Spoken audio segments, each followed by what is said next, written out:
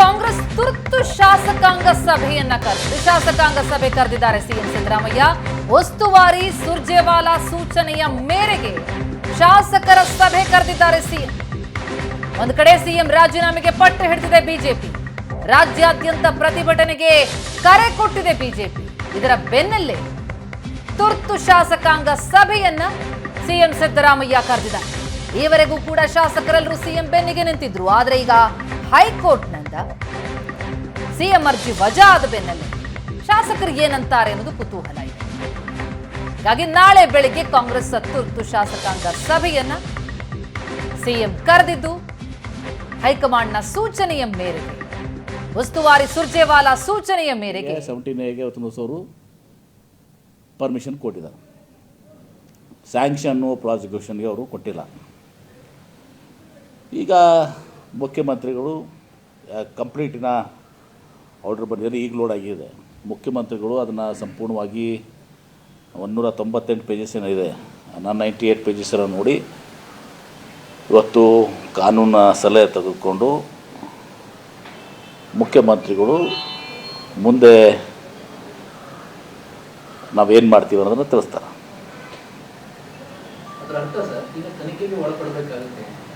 See what ನೀವೆಲ್ಲನೂ ಏನು ಮಾಡಿಬಿಟ್ಟಿದ್ರೆ highlight ಸ್ಯಾಂಕ್ಷನ್ನು ಪ್ರಾಸಿಕ್ಯೂಷನು ಅಂತೇಳೆಲ್ಲ T ವಿಯಲ್ಲಿ ಹಾಕಿ ಇವತ್ತು ಬೆಳಗ್ಗೆ ನೋಡ್ತಾ ಇದ್ದೀನಿ. ಅದಾದಮೇಲೂ ನೋಡ್ತಾ ಇದ್ದೀವಿ. ಗವರ್ನರ್ಗೆ ಬೋದು ಹೈಕೋರ್ಟ್ನಿಂದ ಸ್ಯಾಂಕ್ಷನ್ಗೆ ಪ್ರಾಸಿಕ್ಯೂಷನ್ಗೆ ಅನುಮತಿ 17Aಗೆ ಅನುಮತಿ ಕೊಟ್ಟರು, restricted to 17A. That is only for preliminary enquiry.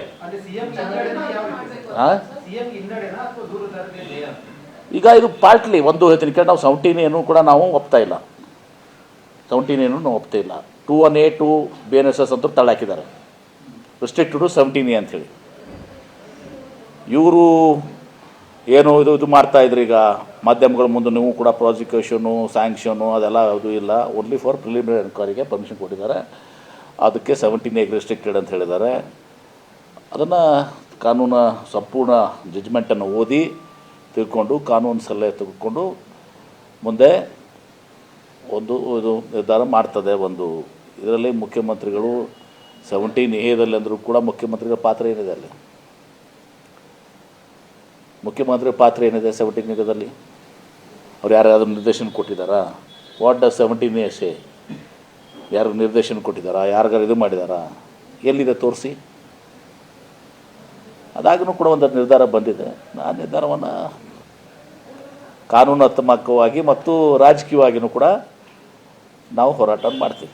ಇದು ಗವರ್ನರ್ದು ಮುಂದುವರೆದ ಭಾಗ. ಇದು BJP ಇವತ್ತು ಕೇಂದ್ರ ಸರ್ಕಾರ ಹಿಂದೆ ಡೆಲ್ಲಿ ಆಯಿತು, ವೆಸ್ಟ್ ಬೆಂಗಾಲ್ ಆಯಿತು, ತಮಿಳುನಾಡು ಆಯಿತು, ಎಲ್ಲ ಕಡೆಯೂ ಇದನ್ನು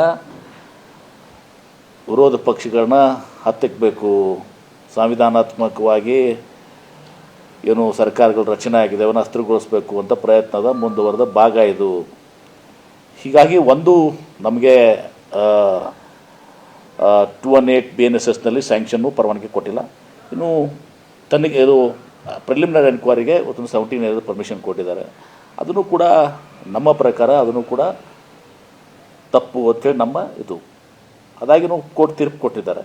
ಆ ಕೋರ್ಟ್ ತೀರ್ಪನ್ನು ನಾವು ಪ್ರಶ್ನೆ ಮಾಡಬೇಕು, ಏನು ಮಾಡಬೇಕು ಅದು ಕಾನೂನು ಸಲಹೆಗಾರರು ಇವತ್ತೊಂದು ದಿವಸ ಮುಖ್ಯಮಂತ್ರಿಗಳು ನಿರ್ಧಾರ ತೆಗೆದುಕೊಳ್ತಾರೆ.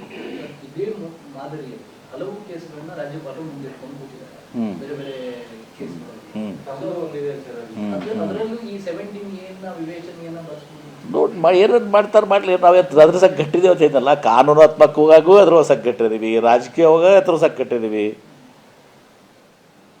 ಇವರೆಲ್ಲರದು ಭಾಳ ಇದೆ, ಎಲ್ಲ ಅದೆಲ್ಲನೂ ಹೊರ ಬರ್ತವೆ.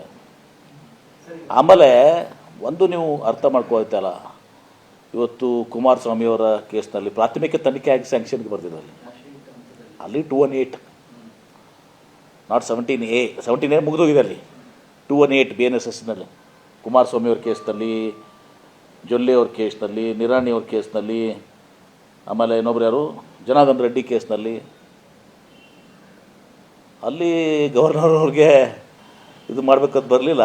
ಅಂದರೆ ಸ್ಯಾಂಕ್ಷನ್ ಕೊಡಬೇಕು, ಪ್ರಾಸಿಕ್ಯೂಷನ್ ಕೊಡಬೇಕು ಅಂತೇಳಿ ಇಲ್ಲಿ ಪ್ರಯತ್ನ ಮಾಡಿದ್ರೆ ಅದಾಗಿಲ್ಲ. ಸ್ಯಾಂಕ್ಷನ್ನು ಮತ್ತು 218 ಇದನ್ನು ಎತ್ತಿ ಹಿಡಿದಿಲ್ಲ.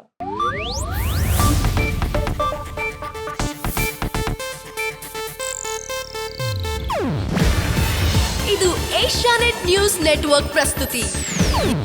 ನೀವು ನೋಡ್ತಿದ್ದೀರಾ ಏಷ್ಯಾನೆಟ್ ಸುವರ್ಣ ನ್ಯೂಸ್.